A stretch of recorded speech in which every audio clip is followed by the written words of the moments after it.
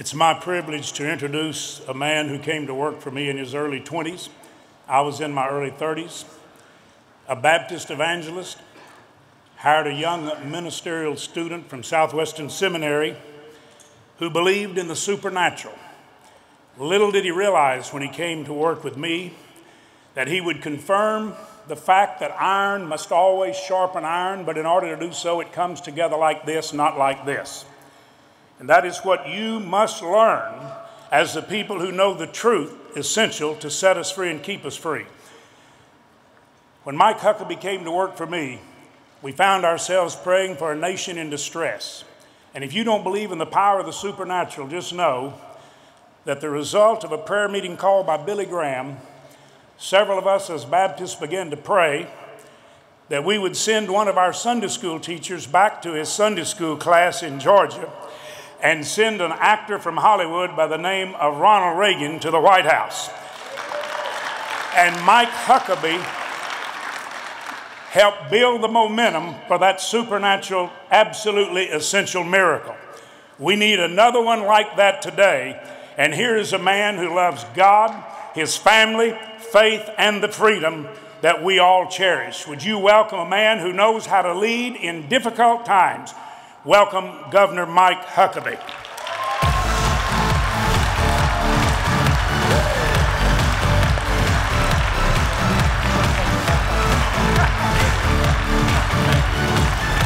Thank you very much. Thank you. What an honor to be here, and I want to say thanks to a dear friend, James Robison, who was more than just a friend and an employer, but a true mentor to me at a very important part of my life. Now, I've been given 10 minutes to get this done. Let me just tell you something. There's a lot more in my wagon than I'm going to be able to unload. Typically, news breaks on Fox are longer than 10 minutes. And it takes Barack Obama longer than 10 minutes every day just to complain about Fox News every press conference he has. So here's the thing. I'm not going to be able to take the time to tell you the things that I think or believe, but I want to share with you some things that I feel like I can say, these are the things that I know. I know there's a God, and I know that this nation would not exist had he not been the midwife of its birth. And I know that this nation exists by the providence of his hand, and that if this nation forgets our God, then God will have every right to forget us. Ruth Graham Bell, the wife of Dr. Billy Graham, back in the 1970s, made a profound statement. And she said 40 years ago that if God does not bring fiery judgment on America, then he will have to apologize to Sodom and Gomorrah.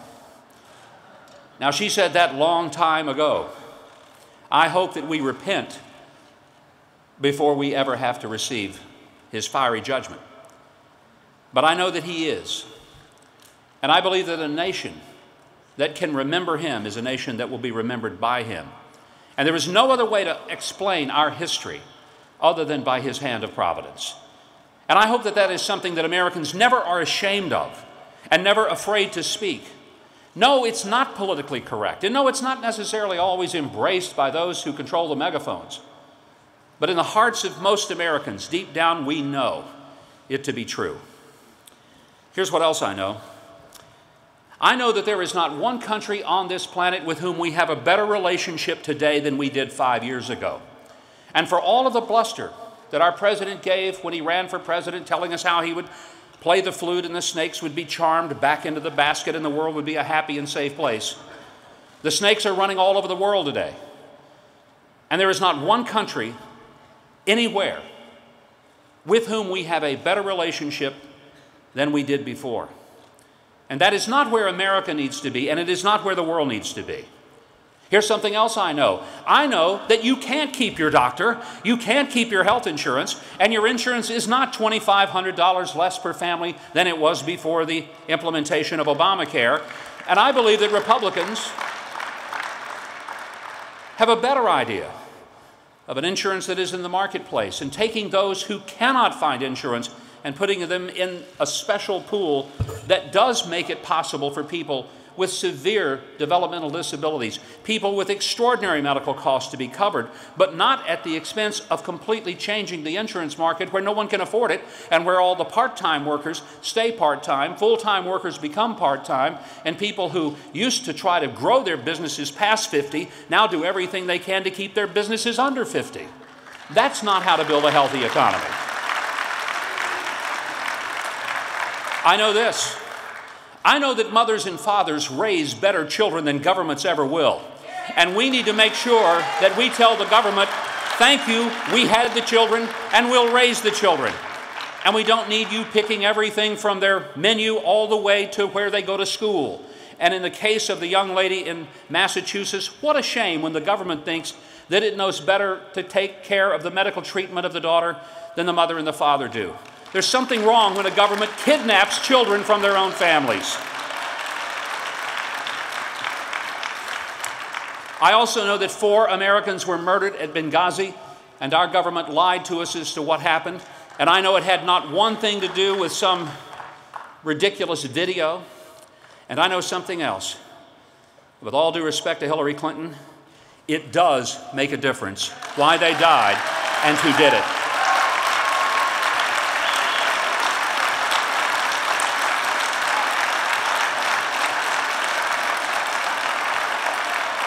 I thank you for that, but don't clap all my time away. Here's something else I know. I know that the IRS is a criminal enterprise, that it has become a matter of cancer in this country, and that the best way to get the IRS off our backs and out of our lives is to enact a fair tax, which will eliminate the IRS once and for all, and no longer will they be intimidating Americans who are conservative. I know that life begins at conception, and I know that a society that sacrifices its own children is no better than the ancient Philistines.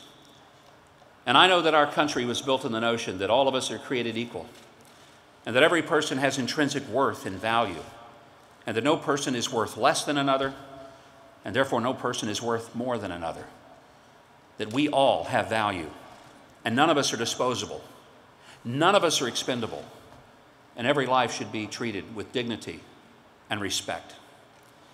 I know that people in uniform deserve better than to come home from having fought the wars that we've sent them to fight, and then to be told that they have to wait in line for months before they're going to be able to receive the treatment that they were promised, whether it's for PTSD or whether it's for a physical ailment that has visible scars. But I tell you that this nation must make sure that the first fruits of its treasury go to those who have served in uniform, and everyone else of us must stand behind them before we receive anything from this government.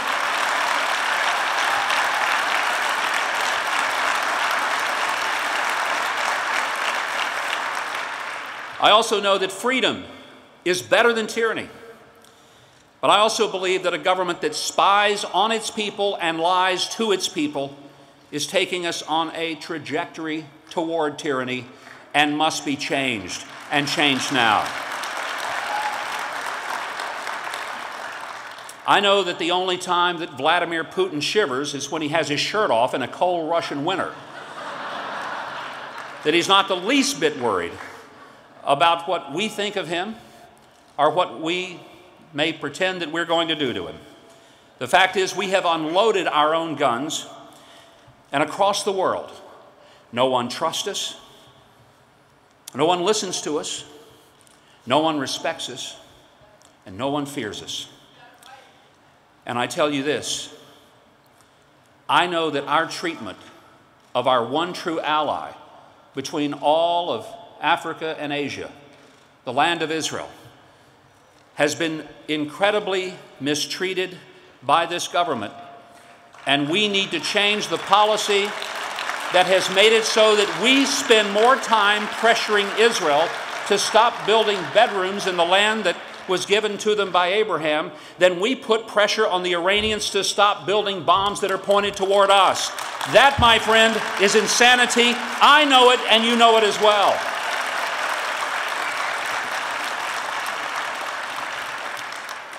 I know that peace is not the result of a military that is dismantled, that peace is the result of a military that is so absolutely awesome in its capability, in its readiness, and in its sheer force that no one on earth dares to poke it. And I know that a military like that is one that we probably will never have to actually use, because it provides a fearsome inhibitor to those that would ever seek to provoke it.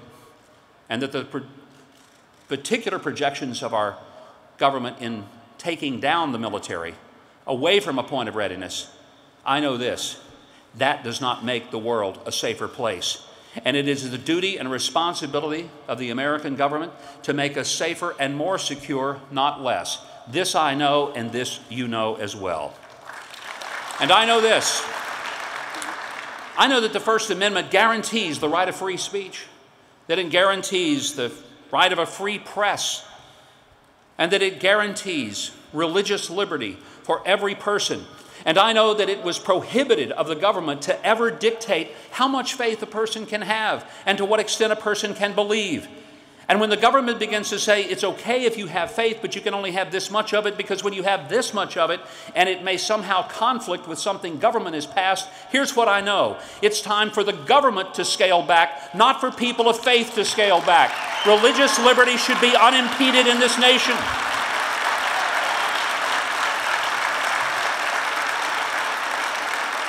And I know this: I know that the Second Amendment is the only last resort we have in this country to protect all of the other freedoms that we enjoy, and God help us if we ever forget that. And I know this: I know that this is a time when conservatives need to focus on how we will lead America, not just how we will bleed each other in the context of our conservative world. Too much is at stake. The future of our country, the future for our children and our grandchildren is far too important for us to spend our time fighting with each other when the real battle is not even a fight against liberals or a fight against Democrats. It is a fight for the soul and the future of this great republic of ours, the United States of America. This is a fight to which all of us must know we have to engage, and we must do it now. And this one thing I also know: my time is up, and I must go. This I know. Thank you, and God bless you.